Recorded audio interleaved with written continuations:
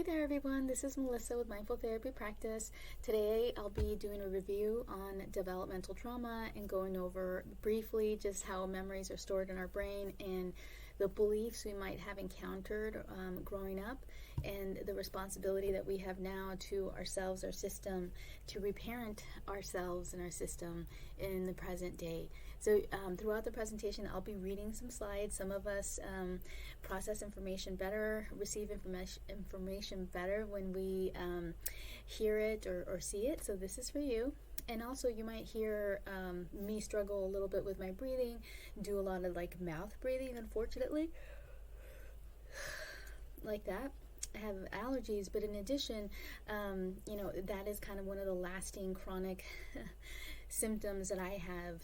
I think that is trauma-based because I don't have asthma, but this is one of the things that has been the most difficult to improve. So many things have improved trauma symptom-wise, except this. But I say that to just be honest and transparent, and to let you know that I'm no different than you. I'm a trauma survivor. And all right, let's get into it. So, all right, trauma. Thank you, Dr. Jamie Marriage. Trauma are unhealed wounds. And that also, so it's not just bad things happening, but good things not happening. Such as, these are the good things that are supposed to happen for us in childhood. A sense of safety, including emotional safety, psychological safety, spiritual safety, in all senses, feeling safety. A sense of being seen and known, being observed, being seen and known, for being observed, someone being curious about you, someone reflecting back to you what they see. Imagine, little 4-year-old playing with Legos, and a parent that sees and knows their child is observing the play and reflecting back. Oh wow, I love what you're building. I love your patience with your blocks. I saw that that they fell down and you got frustrated, but you continued to build. All of these things may sound really small, but they're very important because this is how we come to know ourselves.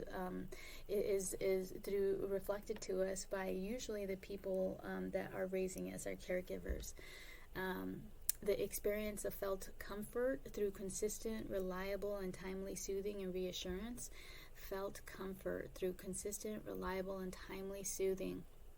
So imagine, again, being 3-4 years old and, having a tantrum, and tantrums are not bad. Tantrums are forms of communication. Oftentimes, us as little humans, we don't have the language that we need to communicate what's going on, and we also don't have the skills that our adult parents, adults, caregivers should have, like tolerating something uncomfortable, like my Legos falling down, or losing on a video game might feel detrimental to me because I'm still learning how to process something not going well, right? And so it's helpful when a caregiver acknowledges our limitations, because that's part of growing up. We are limited, and as we grow, we become more competent. It's nice when we are also provided with reassurance. It is our caregiver's job to teach us how to soothe ourselves. A sense of being valued, promoted by a parent's consistent, reliable, and clear expressed delight in you as a child and a growing human. A sense of being valued, promoted by a parent's consistent, reliable, and clear expressed delight in you. So again, growing up as a little kid, and say for example my 5-year-old, playing with him, and me having a great time with him, and sharing in that time. That's a shared, mutual, reciprocal experience. In that experience alone, let's say we're building something with our magnet tiles, and he's smiling and I'm smiling, and that's something where he's seeing, oh, someone is having fun with me. I am fun, and I am accepted, I belong. All of these things are experienced just with that little play that I'm sharing with you. And so by me also saying out loud, oh, you're so much fun, I always have so much fun with you. Oh, wow, good idea. I didn't think about putting that tile there. What a great structure. I love the way that your brain thinks. Again, I'm valuing what I'm experiencing, and my son is seeing himself, hearing about himself also through my eyes, through my observations. And that is really important. The opposite is, someone like me, raised by a caregiver who really didn't have the skills to raise young children. Seeing the eyes of his contempt, his hatred towards me, and seeing him be disappointed in me, or seeing him think that I'm a failure, and hearing that, then I am hearing from a caregiver that I am not good enough, and that I'm stupid, and that I'm not valued, I'm not important. So you see the differences between the two experiences, between what my son experiences and what I experienced in the past. So that is emotional neglect. And then in addition, when you're raised by a narcissist, there's also psychological abuse, emotional abuse, because it's intentional. The behavior on the part of the parent is meant to harm, and that's for another slide. But all right, let's keep going on the things that we need. The things that we need that we might not have had, which then constitutes developmental trauma. A sense of support for being and becoming one's unique best self, promoted by parents' consistent, reliable, unconditional support and encouragement for being and becoming one's unique self. And so, coming back to my son, forgive me, this is the best example. I'm witnessing a human grow up, and so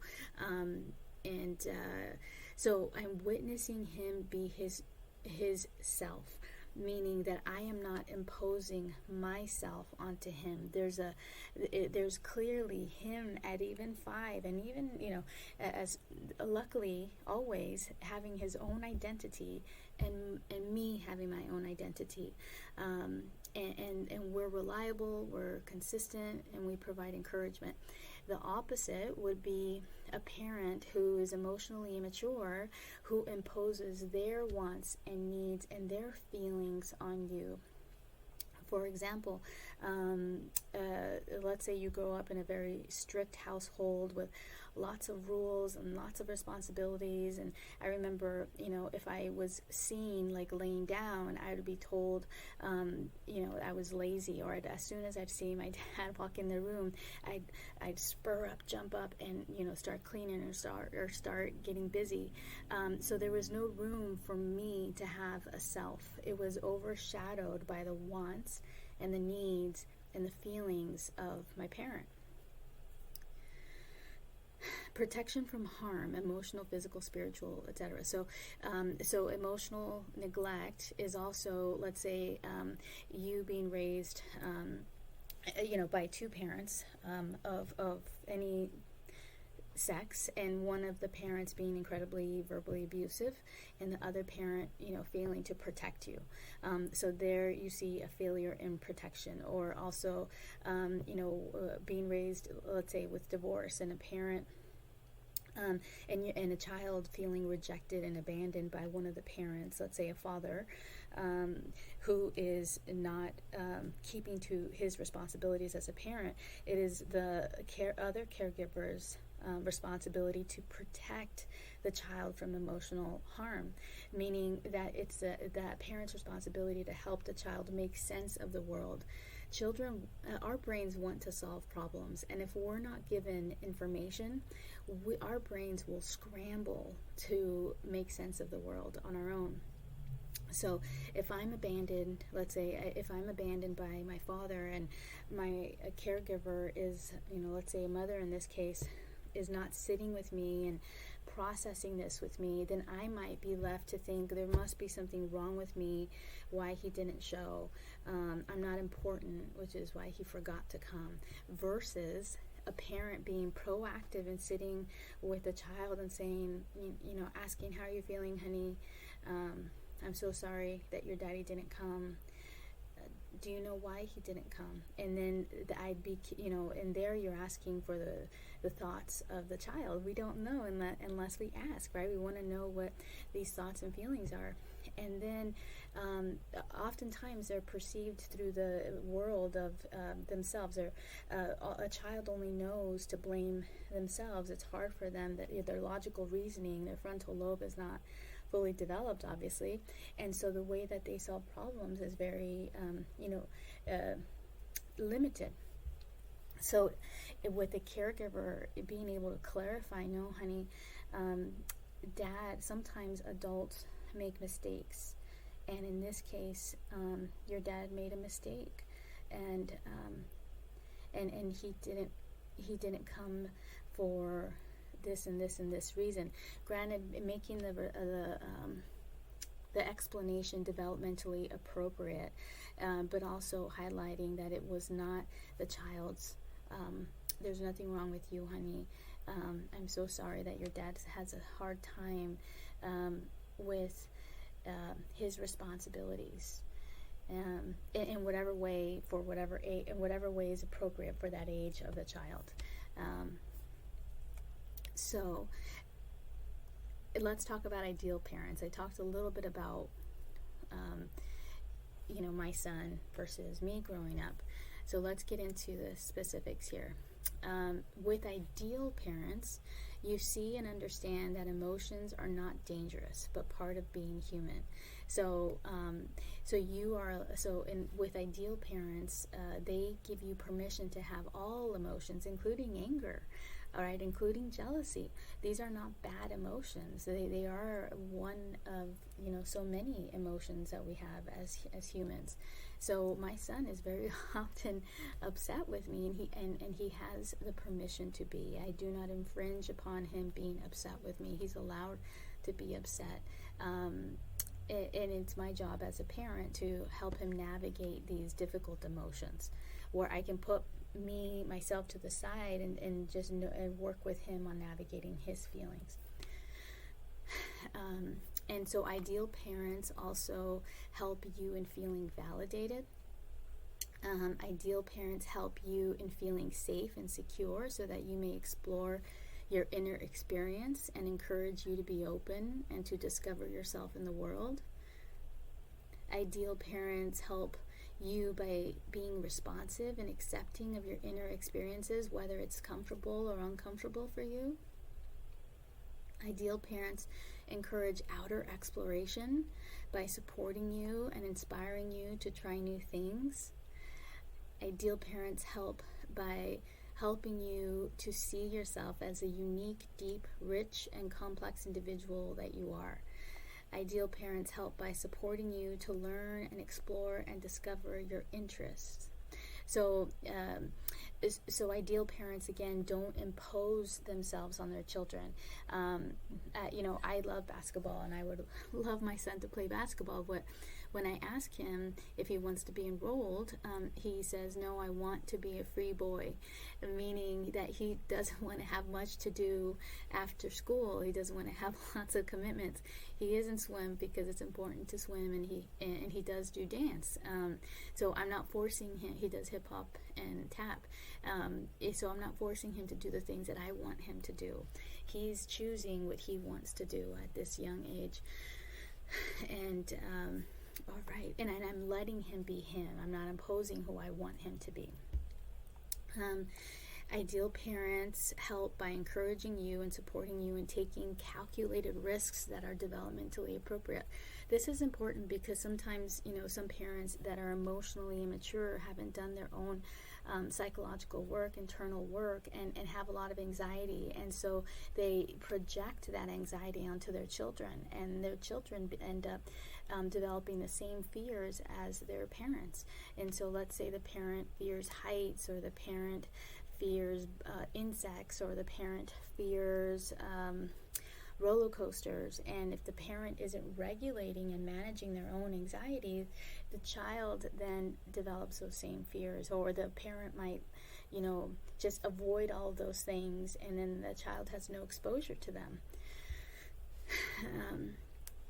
Taking risks is part of growing up, and hopefully you get practice taking calculated risks throughout your development, so as an adult you continue to take risks, like risks in forming friendships, risks in taking certain jobs or traveling. So it's nice to have that history that of taking these risks, all of those years of practice. And ideal parents help by providing you with security, and with that felt sense of safety, you can experience yourself as capable and competent in the world. Ideal parents encourage outer exploration. Most importantly, ideal parents nurture you, support you, and provide you with appropriate and timely soothing and reassurance. Did we go through this? All right. They pay attention to you and tune into and explore your feelings with you, and are able to tolerate and contain your strongest feelings so that you can learn how to tolerate strong feelings as well. So something as simple as, let's say, a middle schooler going to school and navigating friendships socially, that's a lot. So the social environment of a child is very important. There's a lot that goes on there, and it's important for that to be explored. And so imagine you have two working parents in this world, right? In California, it's so expensive, and it's so many places throughout the United States.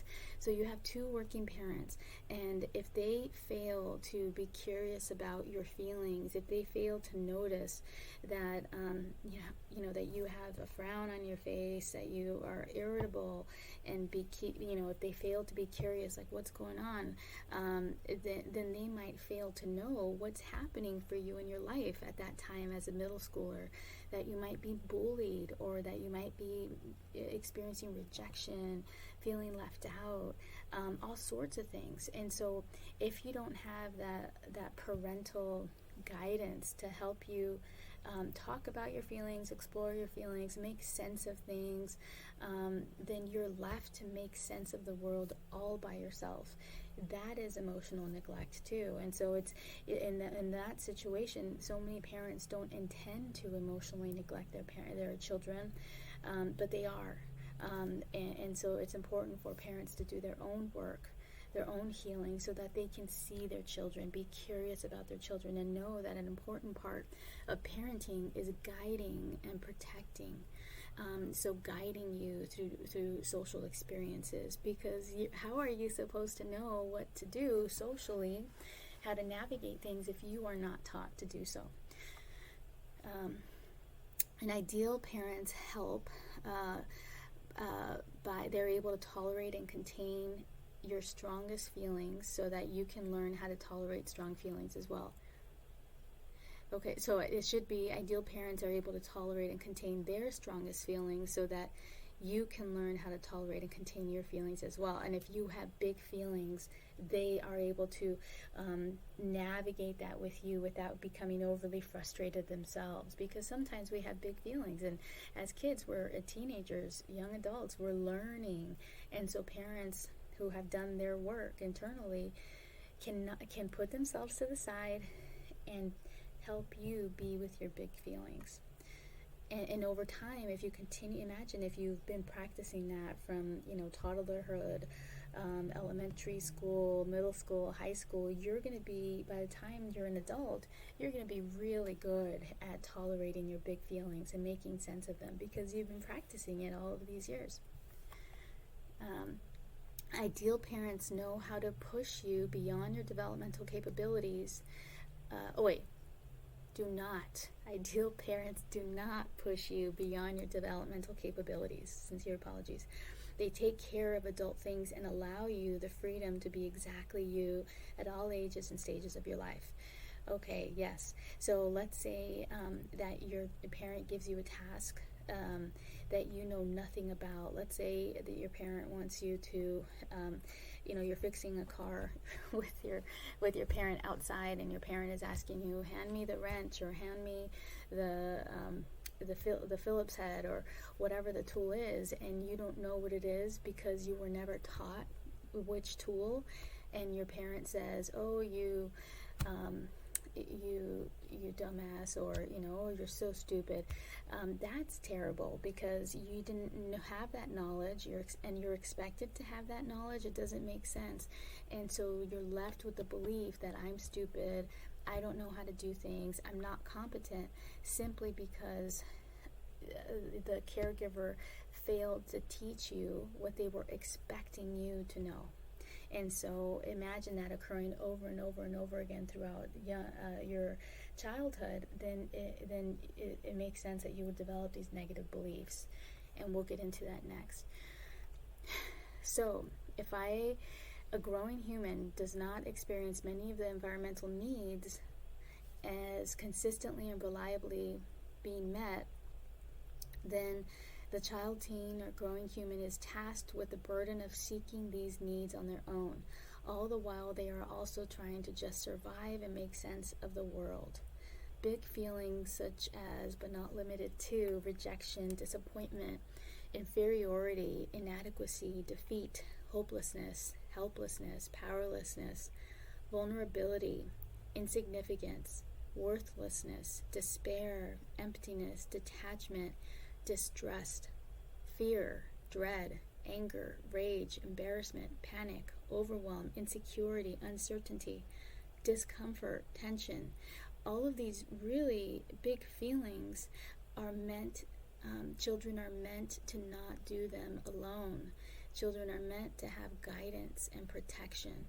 So without the guidance and protection, having these big feelings all by yourself is emotional neglect. Sometimes a big so with emotional neglect, we're made to make sense of things on our own, and we develop faulty beliefs, and we'll get into that next, and we'll come back to emotional flashbacks. So thanks for hanging in there with me. So what do we do about this? There is an approach to therapy, a specific therapeutic approach called eye movement desensitization and reprocessing therapy. So the developer of EMDR, what it's called for short, Dr. Francine Shapiro, states that if she could rename EMDR, she would just name it reprocessing therapy, because the eye movements are just one of the many components to EMDR therapy. In addition, eye movements are just one type of bilateral stimulation. So you can read, there'll be another video, or you can read more about EMDR in another video, but let's get into how it works. So EMDR is about changing the way that information and memories are stored in the brain. So information is often stored in the form of like headlines, like sentence, like a simple sentence. I'm not good enough. Just like Inside Out 1 and 2, if you have seen them, messages. The brain stores beliefs, and the brain also stores associated pictures or videos, and feelings, and emotions, and body reactions. All of these together form the memory. And it's based on a theoretical model of adaptive information processing, which basically means that the information received, the messages, the beliefs, the emotions, the images, the body sensations, when trauma was experienced, remain stored in the brain this way until new learning takes place. For example, if I learned that if I asked for help at home, or if I didn't know how to do something, I was going to be met with rage, then I am going to avoid asking, right? I'm going to learn that I can't ask for help. I'm going to learn that I have to know everything. And because the memories are my dad yelling, and the belief is I can't ask for help. I have to be perfect. I have to know it all. And the feelings are anxiety. And the body reaction is also tension. And so that is the way that my brain has stored information. This is my hardwiring now. My neural pathways in my brain has that information stored. And it will remain this way until I purposely make an effort to tease it out and to develop new thinking strategy, new thinking, new beliefs, and have new experiences with those positive or neutral beliefs. So if we grew up with emotionally immature parents, we likely have so many of these maladaptive beliefs. Maladaptive essentially means information that is not true, incorrect, and faulty. Many of us experience upbringings where we were made to believe specific rules in order for us to survive, or our childhoods and our young adulthoods. For example, I can't rest. In that example that I gave about me being, relaxing at home and my dad walking in and me jumping up and getting to work, well, the belief that goes with that is I'm lazy if I'm not doing something. I can't rest. I can't take a rest. I can't take a break. So those are maladaptive beliefs, because the reality is that it's healthy to take breaks. Taking breaks is part of self-care. But if self-care wasn't modeled by your parents, they might have been workaholics, etc., etc. If self-care wasn't modeled, then you have no model for how to take care of yourself. And in fact, you might have been told doing something nice for yourself is selfish. So that is also a faulty belief, and it remains that way until we do the work. And this is the work, what you're doing now, learning new information is what you're doing. So in EMDR, one of the many goals is to intentionally and mindfully work with humans to create enough safety to make sense and process the past, but this time with accurate, correct, compassionate, and wise information. So the information that you're gathering just by listening and watching this video is information that is neuroscientifically informed, that is trauma informed, and is a way that I imagine that you would want to raise your children, or the way that you would want to reparent all of the yous that are inside, right? We wouldn't want to do what was done to us, whether it was intentional or not. It was not okay. We were the children, they were the adults. It was their job to educate themselves, to heal themselves, because it was our childhood, right, in our brains. So here we are, and now you are going through the motions of receiving information that you should have received way back when, right? But you're giving it to yourself now as a gift because you are actively reparenting yourself. So some of the beliefs that we likely, okay, maybe this should be part 2. All right, so I'll get into the beliefs. Let's see, how much do we have left? Okay, let's just go for it.